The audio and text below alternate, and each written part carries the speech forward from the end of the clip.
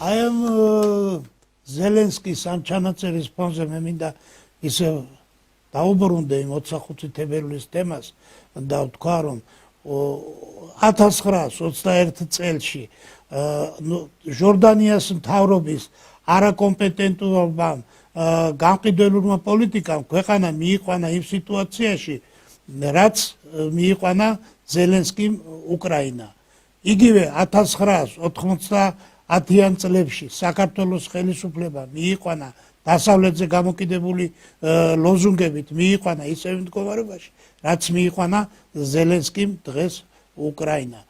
დღევანდელ დღეს, როდესაც ქართულმა ოცნებამ ბიძინა ივანიშვილის ხელმძღვანელობით ყოველივე ამას გადაგვარჩინა და მისი პრაგმატული პოლიტიკის შედეგად ქვეყანა გადაურჩა მესამედ ოკუპაციას დასავლეთის მხრიდან მესამე ოკუპაციას გადაგვარჩინა და ეს დღეს ვინც გამოდიან და ხელისუფლების გინებაზე მიდიან ისინი ყველანი უკვე თავის აზრის თავისუფლად გამოხატვას კი აღარ ახდენ.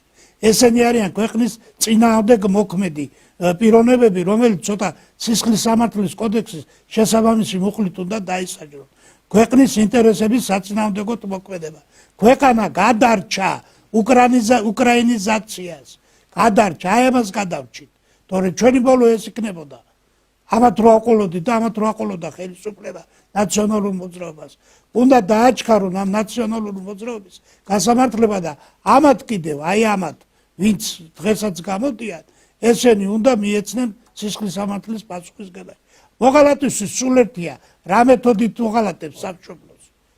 ესენი არიან სამშობლოს მოღალატეები, რომლებიც აშკარად გამოდიან იმ გონივრული, პრაგმატული პოლიტიკის წინააღმდეგ, რომელმაც ქვეყანა ამხელა უბედურებას გადაარჩინა. და რაც შეეხება ახლა უკრაინას, უკრაინის ბედი მართლაც გადაწყვეტილია. როდესაც მოხდა საუდის არაბეთში შეხვედრა ამერიკის და რუსეთის საგარეო საქმეთა მინისტრებს შორის, იქ გადაწყდა რომ პირდაპირ აღიარებენ 4 ოლქის, ლუგანსკის, დონეცკის, ხერსონის და ზაპოროჟიეს ოლქის რუსეთის შემადგენლობაში. აღიარებენ.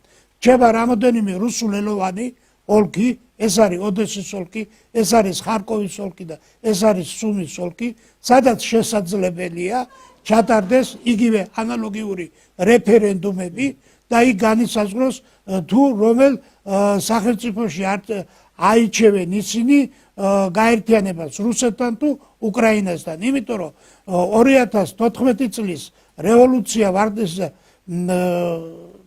კრიშატიკის რევოლუცია რომ მოხდა, უკრაინის რევოლუცია, მათ პირდაპირ შეტევა მიიტანეს უკრაინის რუსულენოვან მოსახლეობაზე. აკრძალეს რუსული ენა, აუკრძალეს რუსულად განათლების მიღება, აუკრძალეს რუსული საუბარი აუკრძალეს საერთოდ. ამოიღეს სახელმწიფო კონსტიტუციის სტატუსიდან. ამიტომ ამ ოლქებშიაც იქნება ყოველ შემთხვევაში ეს ჩატარებული. ამიტომ ფაქტიურად უკრაინა უკვე აღარ არის